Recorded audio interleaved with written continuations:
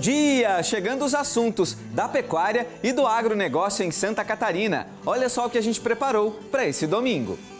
Estiagem com chuvas irregulares, caminhões-pipa seguem levando água para comunidades rurais do oeste. E ainda, você vai conhecer como é feita a colheita da uva e a produção de vinho em Blumenau, no Vale do Itajaí. No sul do estado, o mercado da piscicultura segue em expansão com a produção de tilápias. Tudo isso e muito mais, agora no ND Agro.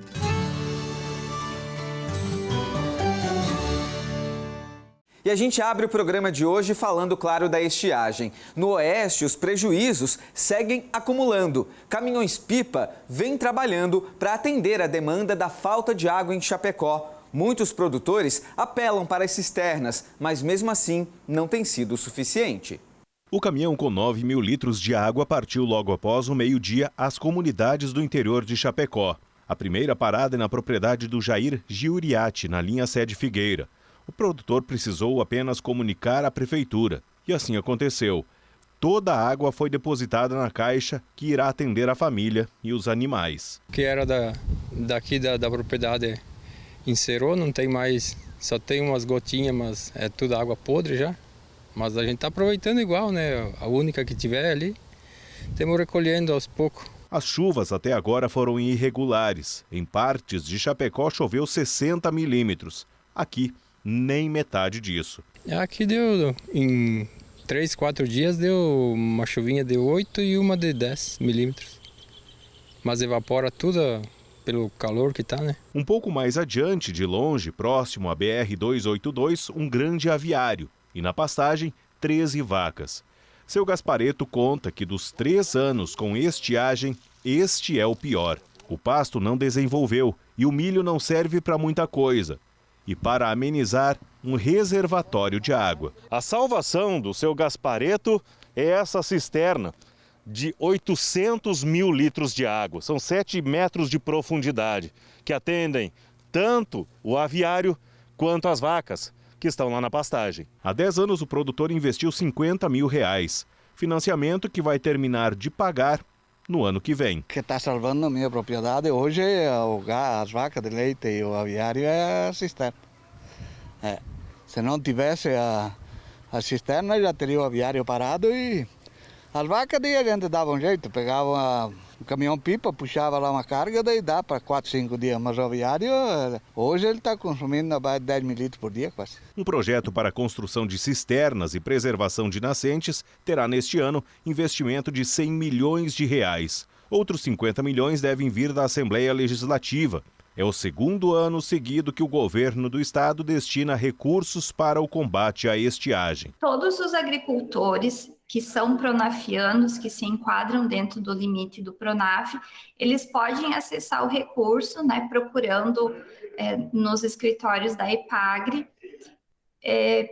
para até mesmo uma orientação do que eles possam estar acessando. Eles podem também solicitar uma visita nossa para ver qual seria a melhor forma de armazenar e preservar a água na sua propriedade e então contar com o recurso financeiro. O produtor precisa acessar o programa através de uma visita à EPAGRE e ter um acompanhamento na elaboração de projetos. Os recursos podem chegar a R$100 mil por propriedade. E o Ministério Público do Estado fez um levantamento sobre as nascentes que desaguam no Lajeado São José, que é um dos principais mananciais que abastecem a região oeste. No levantamento, o Ministério Público de Santa Catarina apontou que Chapecó tem 79 nascentes e em Cordilheira Alta são 23. Todas estão distribuídas em 57 propriedades rurais e, por isso, o consórcio Iberê está visitando essas propriedades para saber qual a realidade de cada local. Os que já estão protegidos, a gente vai fazer a paisida técnica, dando ok, que a parte ambiental está toda legalizada.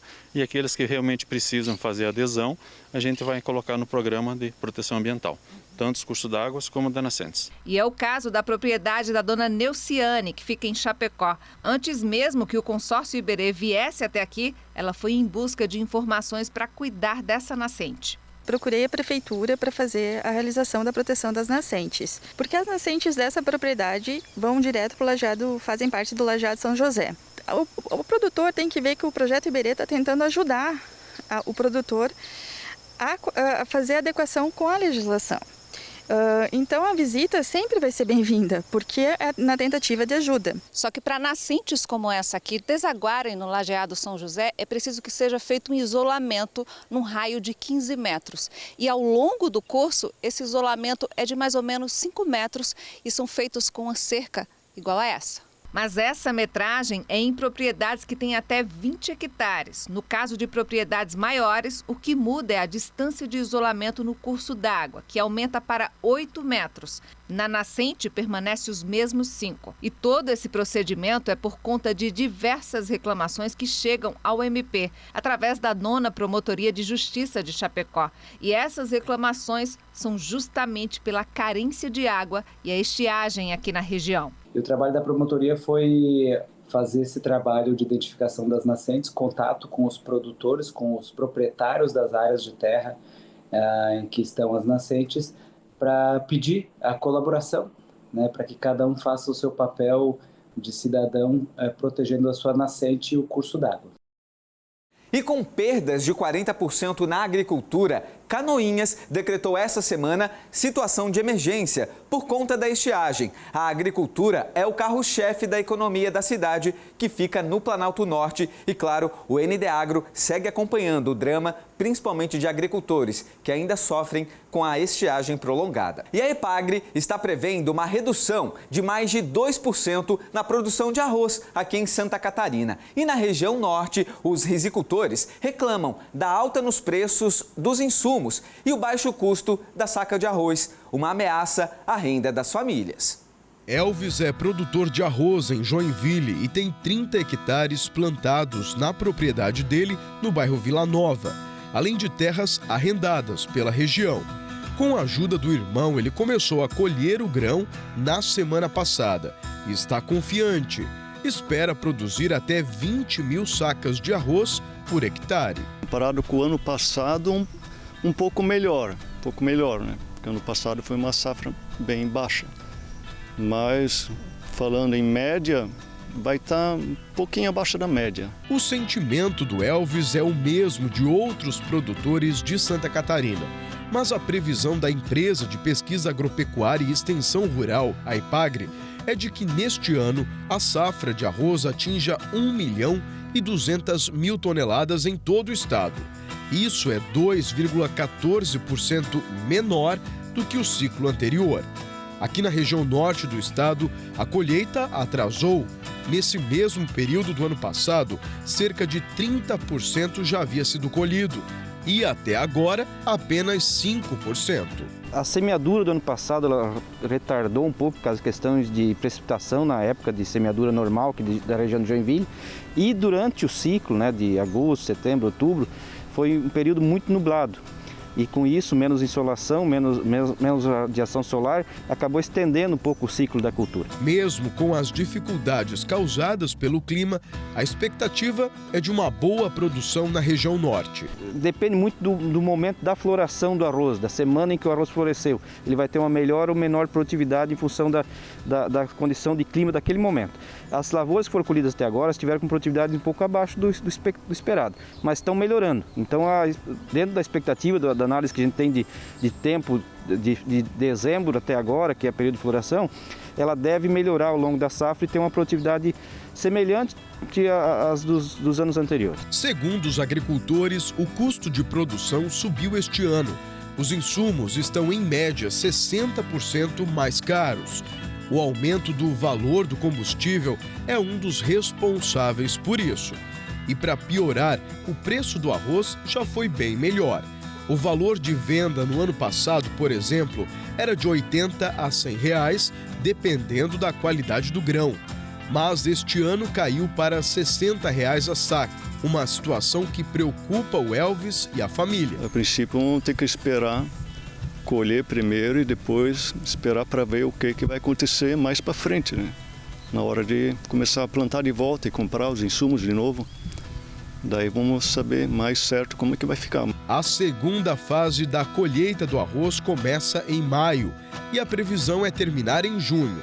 Em setembro, deve iniciar o plantio da próxima safra. E agora é época de férias, de viajar, e a gente aproveita para fazer um alerta aqui no ND Agro. Quando você for para o exterior, não traga na bagagem produtos de origem animal. Eles podem trazer junto doenças como a peste suína africana. Saiba agora, em mais uma reportagem da série Made in Santa Catarina, como todos nós podemos contribuir para manter o nosso estado livre de doenças e referência em sanidade animal.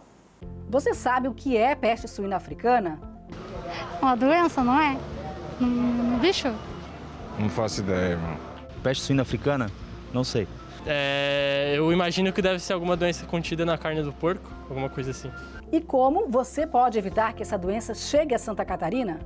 Não sei se é algum tipo de tratamento da carne ou até a troca da importação. Acredito que com controle de importação e dessa carne, né? O consumo dessa carne aqui. Embora poucos saibam, eu, você, todos nós temos muito a ver com essa doença. Apesar de a peste suína africana não ser transmissível para os seres humanos, ela tem um impacto enorme na economia. E afetando a economia, todos nós somos impactados. Por isso é de responsabilidade de cada um evitar que o vírus entre no estado. E como fazer isso? Uma das formas é ficar atento na hora de viajar para o exterior. Não traga nada de origem animal. Hoje, o vírus da peste suína africana circula em mais de 50 países e está cada vez mais perto do Brasil. Pequenos produtos como salames, embutidos, podem trazer a doença dentro desses produtos, serem dados aos animais de forma irregular e esses animais transmitirem a outros. A nossa recomendação é de que não tragam produtos de origem suína para evitar qualquer tipo de transtorno, pois seria catastrófico para a economia tanto catarinense quanto brasileira. Segundo um estudo da Embrapa, o prejuízo para a economia nacional com o foco da doença no Brasil seria de mais de 5 bilhões de dólares só no primeiro ano. Para evitar esse desastre, uma verdadeira força-tarefa atua no combate à doença. Técnicos da SIDASC e do ICASA, o Instituto Catarinense de Sanidade Agropecuária, fazem vistorias constantes nas propriedades de suínos para orientar e detectar qualquer sinal de doença. Nos aeroportos, esse trabalho é por conta do Ministério da Agricultura. As inspeções são feitas todos os dias, 24 horas. Infelizmente, ainda há bastante desinformação e muitas pessoas acabam trazendo na bagagem o que não deveriam. Só no ano passado, quase 4 mil quilos de produtos de origem animal foram apreendidos nos aeroportos pela Vigiagro, Vigilância Agropecuária Internacional. Tudo é destruído para evitar a contaminação. Vou mostrar alguns produtos de origem suína que foram apreendidos. Aqui nós temos alguns embutidos que vieram da França, todos eles embalados, etiquetados. Produtos vindo da Alemanha também, os embutidos. Aqui presunto vindo da Espanha, como vocês podem ver. Independentemente de estarem embalados e identificados, os produtos de suína de qualquer origem do mundo estão com ingresso proibido no Brasil por causa da peste suína africana. Os produtores também precisam seguir alguns cuidados extras para evitar que a peste suína africana contamine o rebanho. Nesse vídeo feito pelo governo do estado, o alerta é claro. Produtores, não visitem outras granjas e não alimentem os animais com sobras de comida. É importante ficar atento também aos animais selvagens. É necessário proibir o contato entre animais domésticos e javalis. Esse produtor de suínos sabe bem o rigor que precisa ter no dia a dia para combater a doença. A peste suína africana pode ser evitada nas granjas com medidas de biosseguridade, sejam elas cercas, arco de desinfecção, fumigadores, entre outros. A sociedade tem que estar atenta e se preocupar com a peste suína africana, pois ela causa um grande impacto na cadeia de suínos, que é uma das proteínas animais mais consumidas atualmente. Desde 1984, o Brasil é livre de peste suína africana, uma doença viral que atinge os suínos e provoca alta mortalidade nos rebanhos. Porém, este ano, ela chegou ao continente americano e acendeu o sinal de alerta. A República Dominicana e o Haiti registraram o problema e o Brasil redobrou os cuidados. Santa Catarina, por exemplo, tem 30% do seu PIB relacionado ao agronegócio. A carne suína, por exemplo, mais da metade da carne suína do Brasil que é exportada vem de Santa Catarina. Então, se houver uma quebra nessa cadeia, é catastrófico para toda a sociedade catarinense. E você sabia que a região mais promissora para a produção de tilápias aqui em Santa Catarina é o sul do estado? Por lá, o mercado da piscicultura segue em expansão, inclusive com novos investimentos.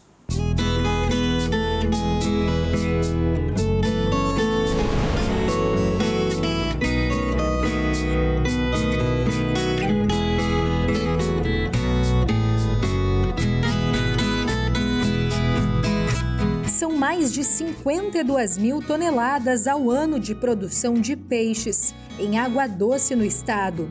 E das 10 cidades catarinenses com maior volume de tilápia, 5 estão na região sul, na região de Tubarão. O município de Armazém se destaca. É considerado a capital catarinense da tilápia. Um mercado promissor e uma tendência de negócio que instiga novos produtores a entrar no setor da piscicultura. Só nesta propriedade, a média de distribuição é superior a 120 toneladas todos os anos.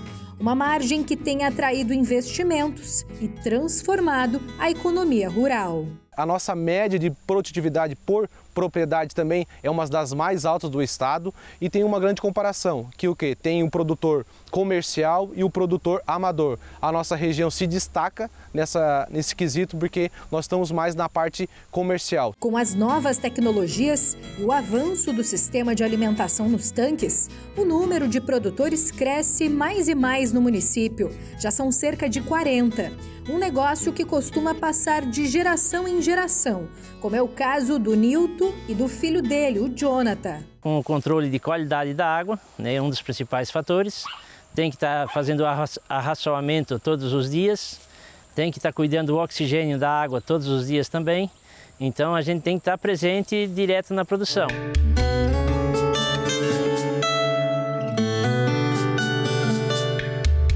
Um cenário em transformação, da pequena produção familiar para a expansão dos negócios de forma cada vez mais profissional. É uma atividade que está se evoluindo bastante no mercado. Uns anos atrás não era tão atrativo, mas agora atualmente está ficando bem atrativo no mercado.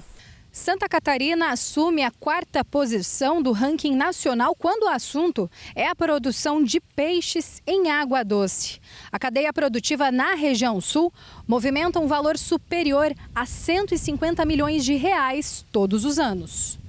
Aqui estão presentes as empresas fornecedoras de insumos, ração, alevinos, aditivos, equipamentos aquícolas e prestadoras de serviços.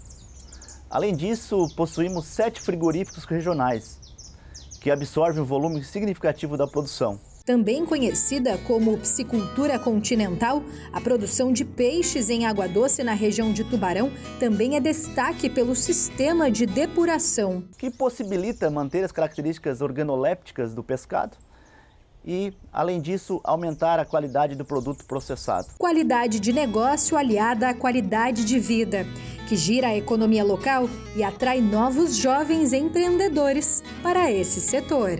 E eu tive essa oportunidade, meus pais deixaram trabalhar aqui, estão dando a oportunidade de eu poder investir numa parte do terreno para mim mesmo. E mesmo sem ter o clima ideal e o solo propício, Blumenau tem uma vinícola. A nossa equipe foi até a Nova Rússia para acompanhar um evento tradicional na cultura italiana, a colheita das primeiras uvas do ano. Olha só. É cantando que este grupo veio ajudar seu Mário Pavese na Prima Vendemmia. O termo em italiano marca um momento muito emblemático e tradicional, a primeira colheita de uvas do ano. O parreiral fica na localidade da Nova Rússia, no bairro Progresso. Desde novo, seu Mário é apaixonado por vinho e agora tem o sonho realizado. Tem a própria vinícola. Felicidade ver tanta uva com qualidade, ver os amigos chegando, ajudando na colheita e nessa primeira vindima. É Essa é a primeira grande colheita da Casa Pavese. Em 2016, eram 600 pés, mas por conta da técnica utilizada, a produção não deu certo. Depois de consultas a técnicos da EPAGRE e a Diretoria Municipal de Agricultura, hoje são 4.500 pés com produção a todo vapor. Aqui a gente tinha um problema, uma poda muito alta, né? Então a poda muito alta ela interfere na questão da produção. Então a gente teve que entrar com o trabalho de uma poda drástica para corrigir tanto as falhas que já tinham, né, quanto a questão da produção, né?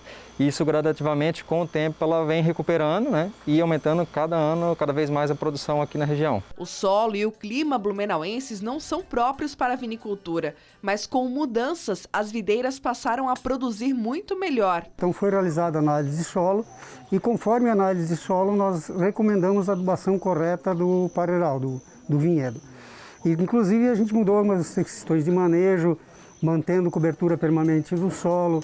A ideia é que essas plantas não sejam consideradas invasoras, mas assim elas são companheiras. E essas raízes elas estão trabalhando e produzindo condições ideais para que a microbiota do solo se desenvolva. E isso melhora as características do solo. Todo o processo é artesanal. Depois da colheita é feito o desengaço, quando a uva é retirada do cacho. Os bagos, todos separados, vêm para este equipamento, que não moe a fruta, apenas separa a polpa da casca.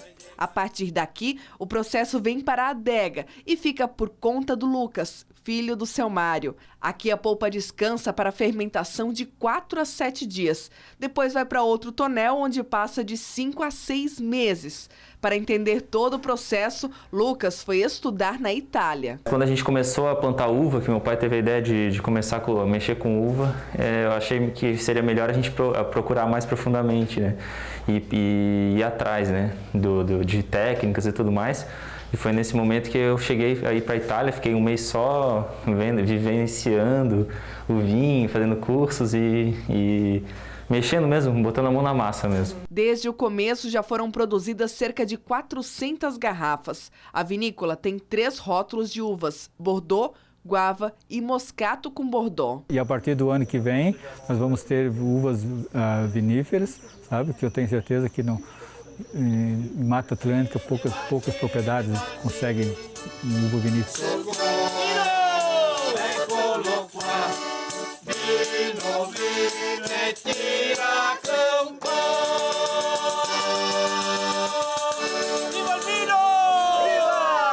E assim a gente finaliza o nosso ND Agro desse domingo. Outros assuntos em destaque em Santa Catarina, no país e do mundo, você já sabe, é só acessar o nosso portal ND+. Os assuntos do agronegócio voltam na semana que vem, aqui na ND TV. Eu espero a sua companhia. Até lá, bom domingo!